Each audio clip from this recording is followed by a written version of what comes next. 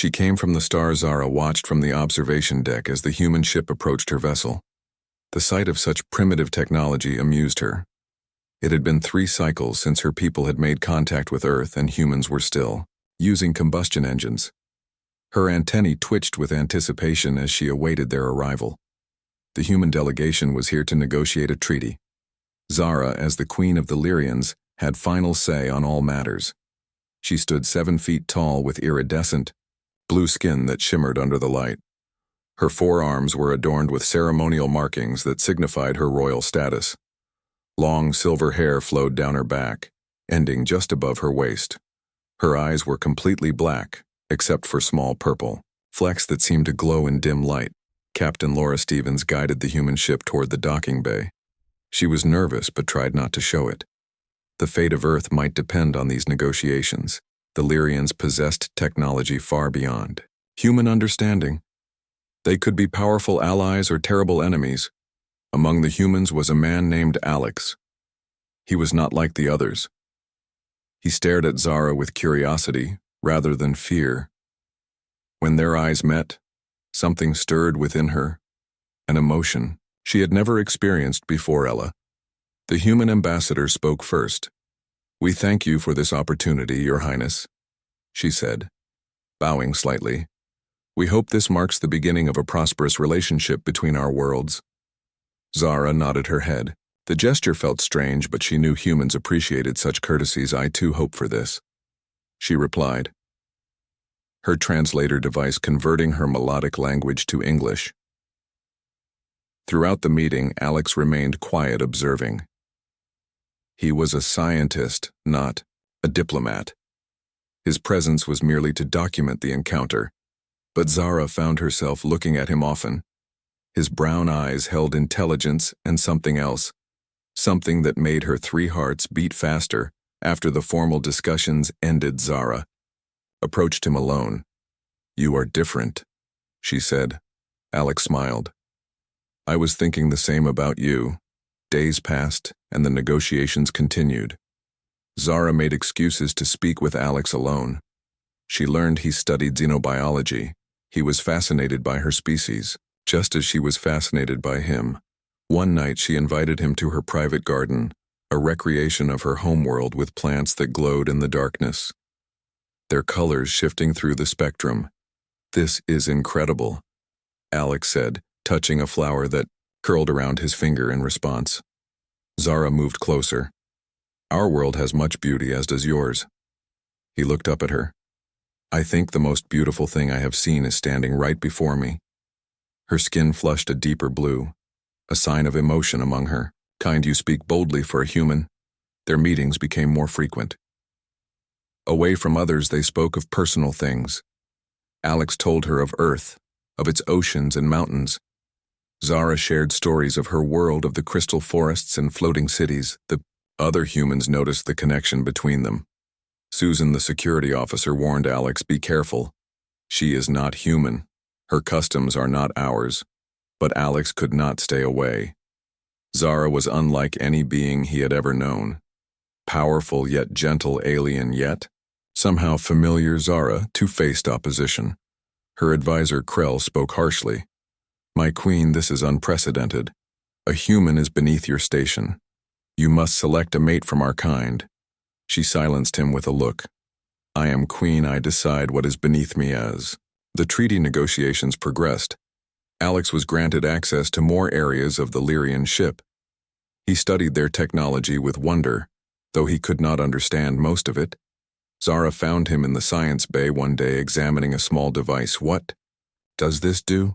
he asked. "It creates artificial gravity," she explained. "It is how we maintain Earth-like conditions on our ship."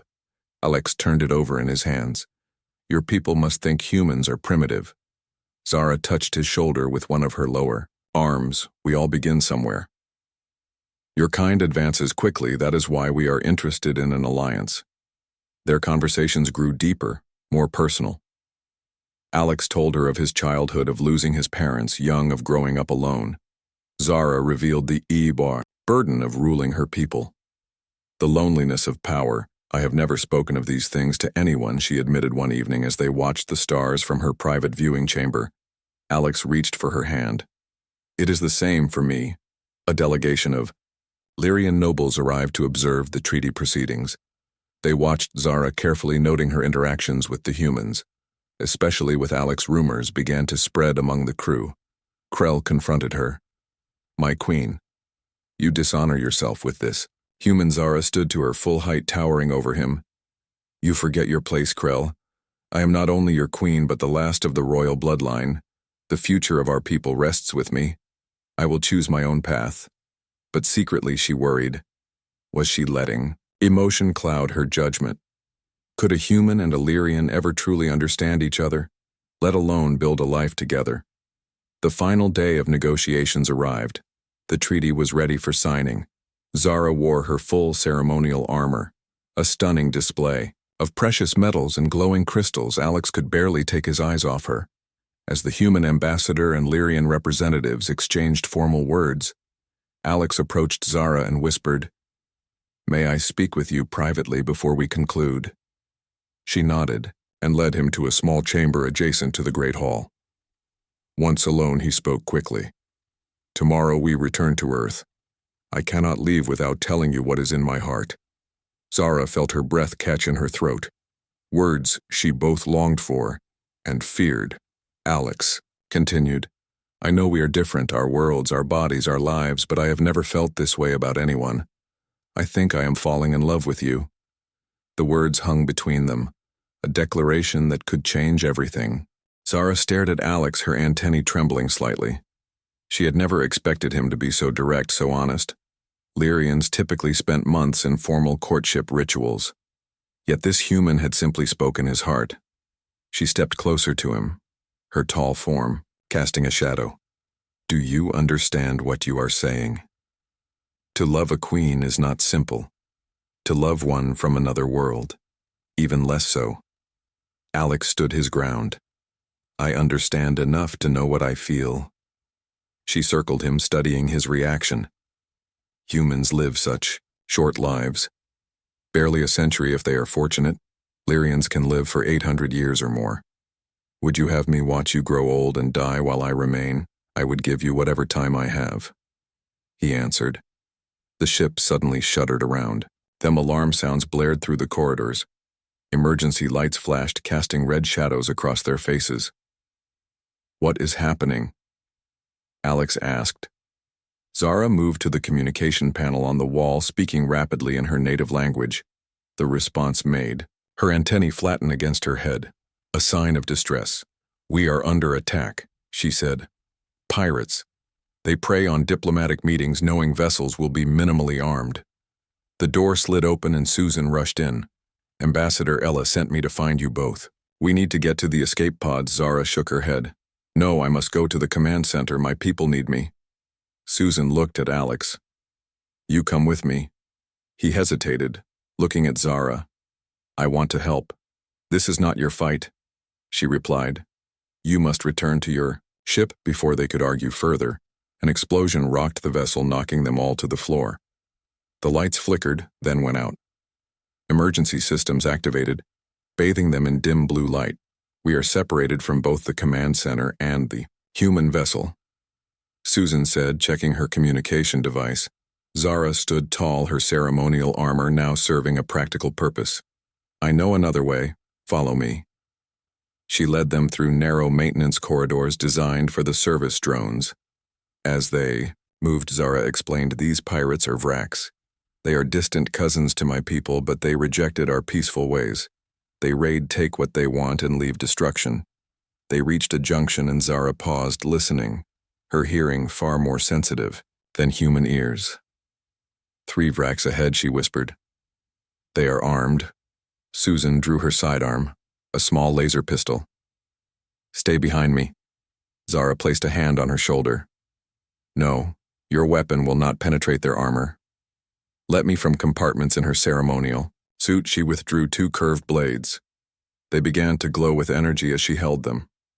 Both humans stared in surprise. "You came armed to peace negotiations?" Alex asked. "A queen is always prepared." Zara replied. There is a saying among my people, peace shines, brightest with strength behind it. She moved with unexpected grace, her tall form suddenly fluid like water.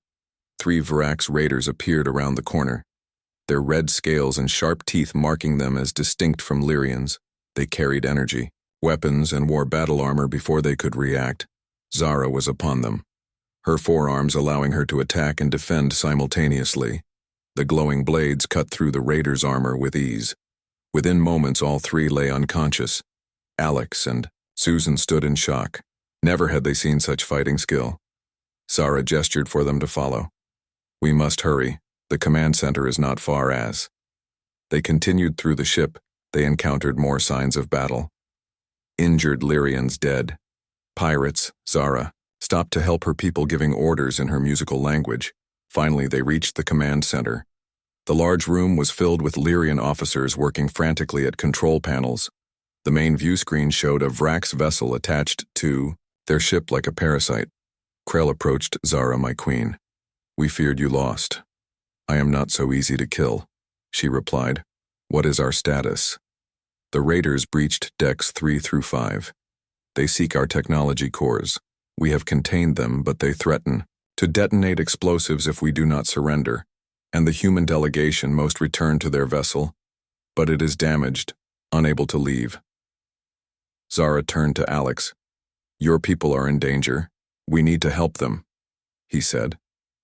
Susan nodded.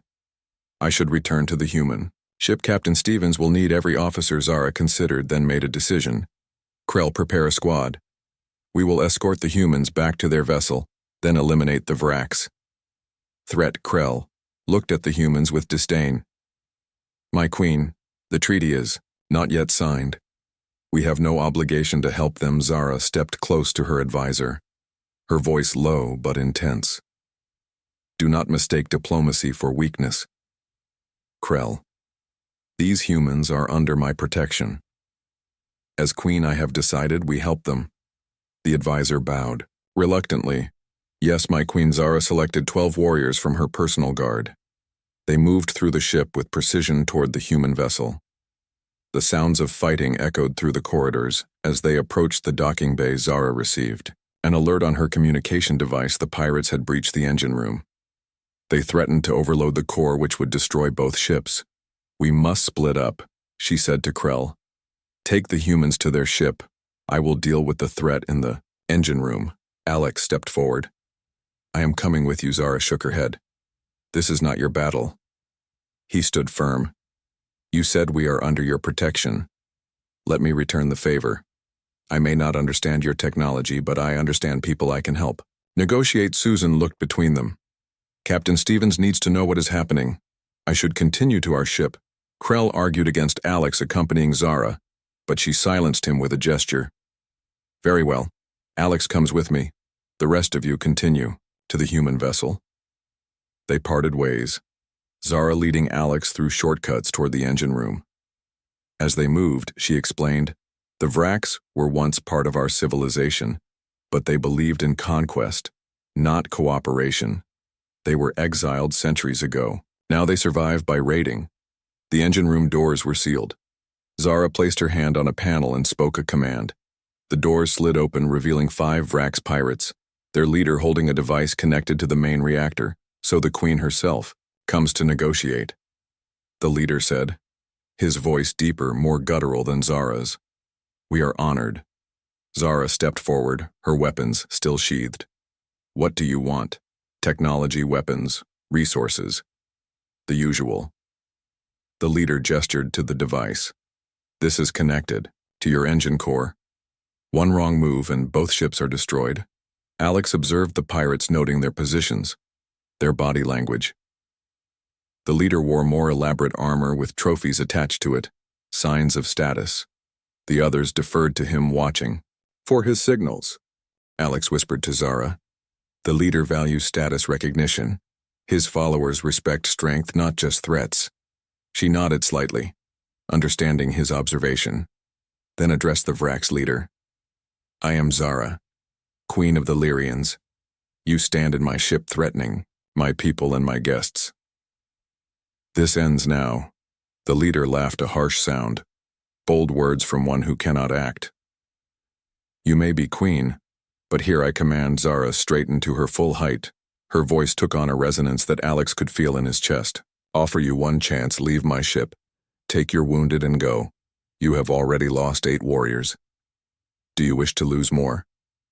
The leader hesitated, clearly. Surprised she knew their casualties, Zara continued. You are Corvin, are you not?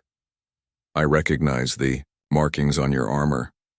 Your father was Vrax, but your mother was Lyrian. You are half-blood, the leader snarled. How do you know this? The royal archives contain records of all who left, including bloodlines. And I see the signs in your features. You are not pure Vrax, which is why you feel you must prove yourself with this raid. Alex watched in amazement as Zara dismantled the leader's psychology with words alone. The other pirates shifted nervously, looking at their leader with new uncertainty. Corvin grew angry. You know nothing of me or my people. We were cast out, forced to survive in the outer systems, while you Lyrians lived in luxury. Zara took another step forward. No one was cast out. Your ancestors chose to leave. They rejected our ways of peace and cooperation. They wanted to conquer, not create. And now you continue their mistake. While Zara kept the pirates focused on her, Alex studied the device attached to the engine. He recognized basic components. The design was similar to Earth, explosives but more sophisticated. The standoff continued, Corvin threatening, Zara negotiating. The other pirates grew increasingly nervous. As they argued, Alex inched closer to the device. Suddenly, alarms blared through the engine room. Security breach. Detected automated systems engaging, reactor protection protocols initiating. The Vrax pirates panicked. One fired at the ceiling, trying to disable the alarm.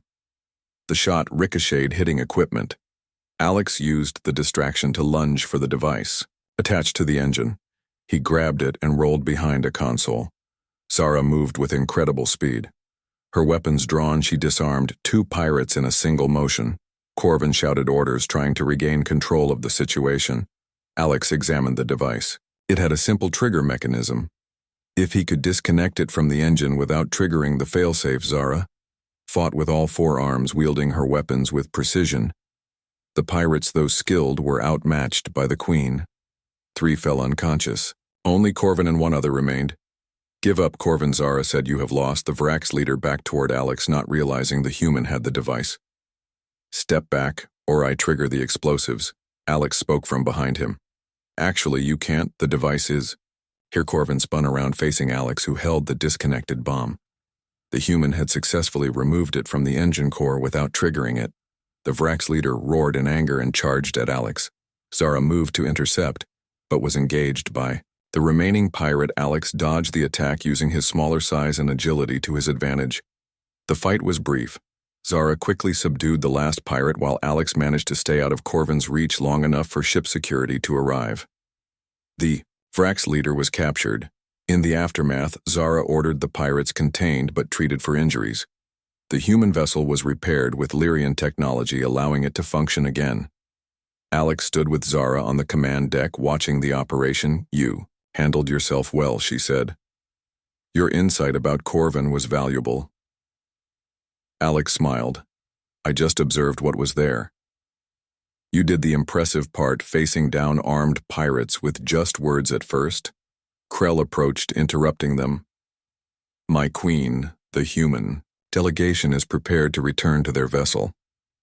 The treaty remains unsigned. Zara looked at Alex, then back to her advisor. The events of today have demonstrated the value of cooperation. Tell the ambassador, I wish to continue our discussions there. Is much our peoples can learn from each other. As Krell left, Zara turned to Alex. You still plan to leave with your people? He hesitated. What I said before the attack, I meant it. But I understand your position, your responsibilities. She moved closer, her tall form casting a shadow over him. My responsibilities are to my people, to secure their future, their safety. That now includes building a relationship with Earth. Alex looked up. meeting her eyes. What about us? Is there an us? Zara touched his face with one of her lower hands so gently he barely felt it. I do not know what is possible, but I wish to find out. The treaty negotiations resumed with new energy. The pirate attack had demonstrated to both sides the benefits of alliance. The human delegation was impressed by Zara's protection. Earth needed allies in a dangerous galaxy. The Lyrians saw value in human adaptability and resourcefulness. Alex was given a special position as scientific liaison. He would remain on the Lyrian vessel, studying their technology and helping facilitate knowledge exchange. Ambassador Ella saw the diplomatic advantages of having someone who had earned the Queen's trust. Not everyone approved. Krell and other Lyrian nobles whispered of inappropriate connections. Susan and several human officers worried about divided loyalties. One evening, as Earth grew smaller on the viewing screen, Alex stood with Zara in her garden. I never imagined leaving home like this. She looked down at him. Are you having regrets? No, he replied, it feels right being here with you. Their relationship developed slowly. Zara taught Alex about Lyrian culture, their history, their biology. He shared Earth customs, introduced her to human foods, music, art. They found common ground. Despite their differences, Krell watched these developments with growing concern. My queen, he said during a private meeting, this human distracts you from your duties. Your people expect you to choose a Lyrian mate to continue the royal line. Zara dismissed his concerns. I have ruled effectively for 30 years, Krell. I will continue to do so. My personal relationships are my own concern, but the advisor persisted. The nobles grow restless. There is talk of challenging your right to rule if you continue this inappropriate connection. Zara stood, her antennae rigid with anger. Let them challenge. I am queen by birth and by skill. No one can take that from me. Though she showed confidence to Krell privately, she worried. The ancient laws of succession were clear. The royal line must continue. The future monarch must be of pure Lyrian blood. Her people had never faced this situation before, a queen falling for someone from another world. 6 months passed. The alliance between Earth and the Lyrians flourished. Technology exchange began, carefully monitored by both sides. Lyrian medical knowledge helped cure several human diseases. Earth agriculture techniques helped improve Lyrian food production. Alex had become fluent in the Lyrian language. Though he still struggled with some of the subtle tones, his body had adapted to the ship environment, thanks to special treatments from Lyrian physicians. His work as science liaison earned respect from many who had initially doubted him. Zara faced increasing pressure from her council. The time for her to choose a mate had come, according to tradition. A selection of noble Lyrian males had been presented to her. She rejected them. All you must choose, Krell insisted during a council session. The stability of our people depends on it. Zara looked around the room at the faces of her advisors. She had led them through wars, natural disasters, and now first contact with humanity. She had earned their respect. But tradition was powerful among her people. I will make my choice when I am ready. She finally said. The council session is adjourned. Later, she met with Alex in her private chambers, pacing as she explained the situation. My people expect me to choose a Lyrian mate. It is tradition dating back thousands of years. Alex sat quietly listening, the pain evident in his eyes, but he tried to hide it. I understand. Your duty to your people comes first. She stopped pacing, looking at him. For the first time in my life, I am torn between duty and desire. He stood, approaching her slowly despite their size difference. He showed no fear. What does your heart tell you? Zara touched his face with her lower hand. My heart speaks of you, but the laws of succession are clear. The royal line must continue. Pure Lyrian blood must rule. They stood in silence, the weight of reality between them. Finally, Alex spoke. Perhaps there is another way. Zara tilted her head. What do you mean? There might be a solution that honors both your traditions and your feelings. But we need help. Someone who understands Lyrian biology and human biology. She considered this. Who do you suggest? Alex smiled. Dr. Maya Lin. She joined the human delegation last month. She's brilliant at xenobiology. If anyone can help us, she can. They met with Dr. Lin in the science bay explaining their situation. The doctor listened carefully, examining data on Lyrian and human genetics. This is fascinating, she said finally. Challenging, but not impossible. Zara leaned forward. What do you mean? Dr. Lin pointed to the genetic displays. Lyrian DNA has remarkable adaptive properties. Your species evolved to survive in different environments through rapid genetic mutation. It's how you colonized so many worlds and human DNA. Alex asked, surprisingly compatible, she replied. More so than any other species we've encountered. It's as if our evolutionary paths were parallel, despite developing on different planets. Zara felt hope rising. What are you? Suggesting. Dr. Lin looked between them. A genetic modification procedure. It would alter human DNA to be compatible with Lyrian. The offspring would be primarily Lyrian, but with human characteristics. A true hybrid, but one that could continue the royal line. Is that possible? Alex asked. Theoretically, yes.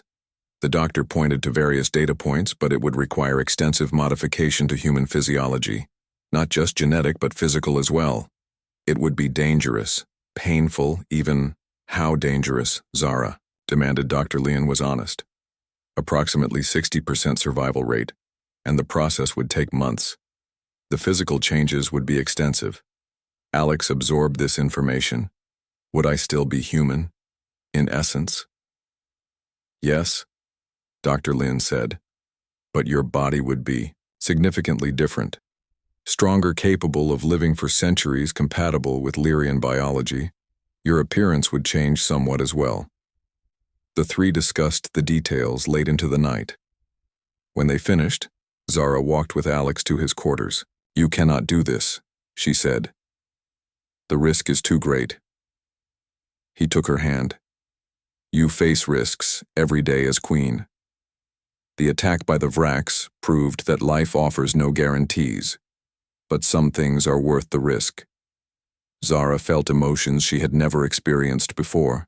Fear, hope, love, all mixed together. I cannot ask this of you. You didn't ask, I offered. She touched his face with all four hands. This would change you forever. He smiled, looking up at her tall blue form. Some would say loving you already has. News of their plan spread quickly through the ship. Reactions were mixed. Some saw it as an abomination, others as a bold new future. The council demanded an emergency session. Zara stood before them, her full royal regalia emphasizing her authority. I have chosen, she announced. My mate will be Alex Stevens of Earth. Uproar followed. Voices shouted protest. Krell stood. This is unprecedented. The royal line must remain. Pure Zara raised her hands, silencing them. You speak of tradition of purity, but our history tells a different story. Our ancestors were adaptable, changing to suit new worlds. That adaptability made us strong, not weak. She activated a display showing ancient texts. The first queens modified themselves to rule better, to live longer, to become stronger. Each change was met with resistance, yet each made our civilization greater. The council murmured as they saw the evidence texts. Many had never read. Zara continued. Dr. Maya Lin has discovered a way for a human to become compatible with Lyrian biology. The royal line will continue. Our children will be stronger for having both bloodlines. They will understand both worlds. They will lead our people into a new era of cooperation. One elderly counselor stood. I remember when your mother faced similar opposition when she proposed alliance with the Centauri. She too was called traitor. Now we count the Centauri among our strongest allies. Perhaps we should listen to our queen. Debate raged for hours. Finally, a vote was called. Tradition versus change. The council was split, but ultimately they could not overrule their queen. The procedure would be permitted. The transformation process began. Alex was placed in a special chamber, his body flooded with genetic modifiers, his very cells reconstructed. Zara visited him daily, watching through the chamber window as he endured pain beyond imagination. Some days she could not bear to watch. Other days she pressed her hands to the glass, willing her strength to him. Dr. Lin monitored everything, making adjustments as needed. 3 months passed. The changes became visible. Alex grew taller, his skin taking on a bluish tint. A second heart developed in his chest. His lungs expanded to process different atmospheres. His muscles densified. His cellular structure altered to extend his lifespan. The pain was constant. He never complained. 4 months into the process, disaster struck. Alex suffered a massive systemic failure. His body rejecting the changes, his heart stopped, his brain activity flatlined. The medical team rushed to save him. Zara refused to leave his side. For 2 days she waited as the doctors fought to stabilize him. Her advisors begged her to attend to state matters. She ignored them. Her world had narrowed to the medical bay and the still form inside the chamber. On the 3rd day, Alex opened his eyes. Zara, who had not slept, rushed to the chamber. Dr. Lin checked his vitals, amazement on her face. His system has stabilized, she said. The crisis has passed as Alex recovered. Zara never left his side. She neglected her duties, allowing Krell to handle daily governance. He did so efficiently, though his disapproval remained evident. Another month passed. The transformation continued, but with less pain. Alex adjusted to his changing body, learning to control new muscles, adapting to enhanced senses. Finally, after 6 months, Dr. Lin declared the process complete. Alex stood before Zara, transformed. He now reached 6.5 feet tall, his skin a pale blue. His eyes remained brown but flecked with purple. His body stronger, his lifespan extended to match hers. He had not developed extra arms, but his strength had increased tenfold. "You sacrificed so much for me," Zara said, touching his face. Alex took her hands.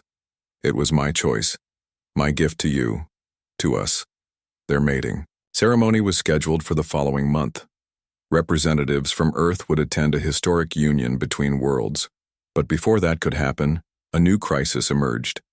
A faction of Lyrian nobles led by Krell's son, Vex, rejected the council's decision. They declared Zara unfit to rule, her choice of mate proof of her instability. They gathered followers and seized control of a Lyrian outpost, declaring independence. Civil war loomed. Zara called an emergency session of her military commanders. "We must respond with restraint," she said. "These are still our people, misguided though they may be." Alex stood at her side, his new form imposing yet still recognizably human. "They feel threatened by change," he said. "We need to show them that change can strengthen, not weaken." A plan formed. Zara would lead a diplomatic mission to the outpost, Alex at her side.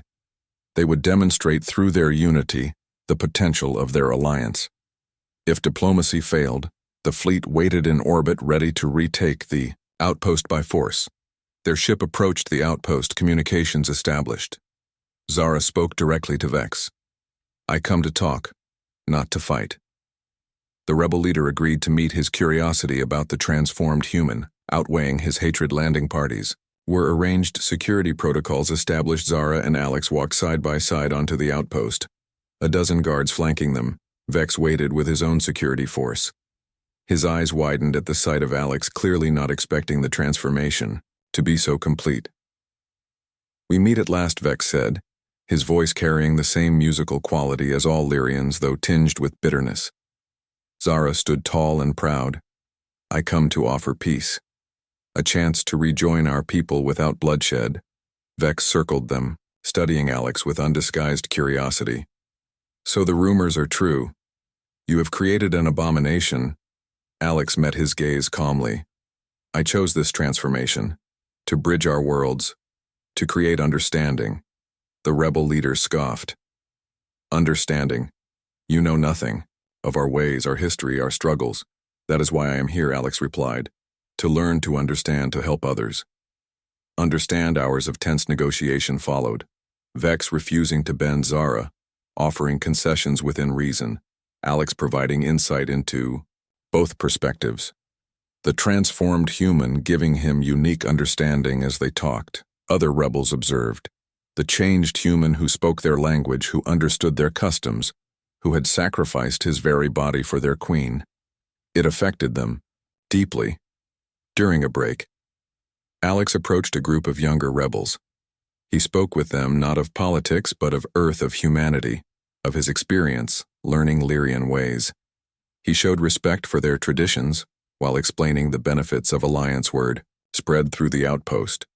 Curiosity replaced hostility. Many came to see the human who had become part Lyrian, who had undergone pain beyond imagining for love of their queen. Vex noticed the changing mood. He grew desperate. The negotiations faltered. He signaled his most loyal guards. They moved to surround Zara, and Alex's weapons were drawn. A standoff ensued. Vex demanded Zara abdicate the throne he would rule.